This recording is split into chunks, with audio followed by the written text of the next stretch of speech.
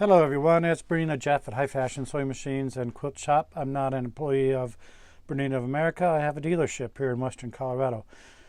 This is more for the techs, and this is how we fix a 1630 or a 1530 that has this trackball system. This taken out of the machine already.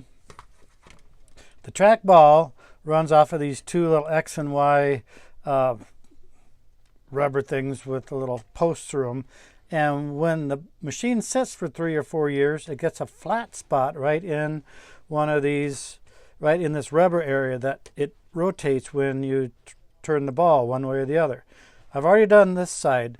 What we're going to do is we're going to remove this little sensor unit, and we're going to take it out. There's a spring that holds both of them in, so you just take the spring out, spring off, and I caught it, yay.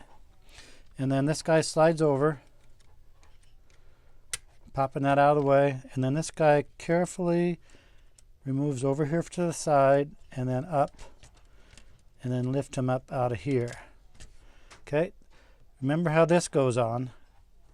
So there's a flat spot right there. It's just flat as a pancake right there, so it's not round. So every time the ball hits that, it stops and you can't move. Well, I found a little genius way of making that round again. We're going to put it into a cordless drill and rotate it. It's kind of like having a lathe, and I'm going to just put a emery board on it. So hopefully,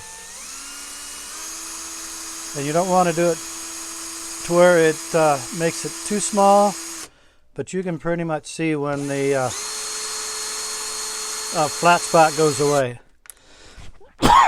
So let's see if that fixes it. I'm going to inspect it. And what I did, a lot of it too, that first bit, I got a lot of the junk off it. There's still a little flat spot, but I think it's going to be fine. So I'm going to put this little holder back on.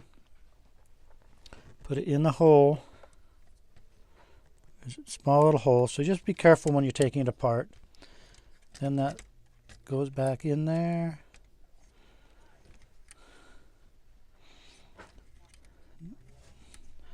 I put it in backwards. That's how you got to be careful. So, got to go with this little wheel toward that side. Some of you caught that on me, I bet. You never force anything back together. If it doesn't go right back together, you did something wrong. Okay, so now I'm swinging that back into place. Then you get that under there. We're going to put our spring back into place, but I'm just going to test to see if both of these are rolling now.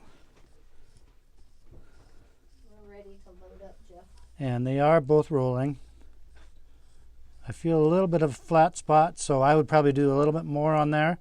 If you have a real fine grinding wheel for like a scissor sharpener, you put it on the chuck of your drill, and then you put it on the grinding wheel, start them both up, and you can actually get an even better lathe effect. So I sell lots of consumer parts for their sewing machines, not parts for repairs, but stick-on things and that sort of thing on bernina-jeff.myshopify.com, so please visit that. Thanks. All right, so I got it all put back together, and the trackball works just fine. Let's see if I can get at an angle to where you can see a little. There, you see that moving right there? Up and down. Trackball is working perfectly. I did put it on the grinder so I could get a better roundness to those little rubber things on there, and it really worked perfectly. So if you have a 1630, 1530 with the trackball and it's not working any longer, this is usually a good fix.